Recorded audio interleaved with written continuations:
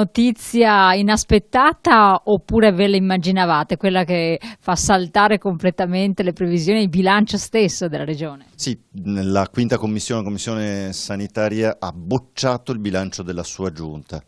Credo oltretutto quasi all'unanimità sostanzialmente, quindi è una bocciatura in toto perché il bilancio della regione all'80% si basa sulle spese sanitarie, quindi è sostanzialmente una bocciatura dell'intero bilancio. Noi l'avevamo detto, questo bilancio arriva come maglia nera in Italia, è l'ultimo bilancio che viene approvato nelle regioni italiane, quindi arriviamo sempre ultimi, mai primi, sempre ultimi.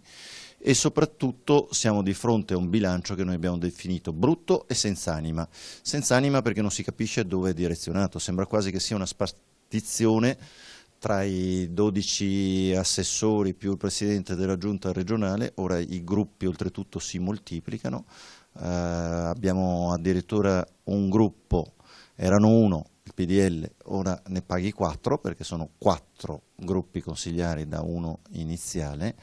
E il risultato è che questa spartizione rende impossibile dare risposte al Veneto.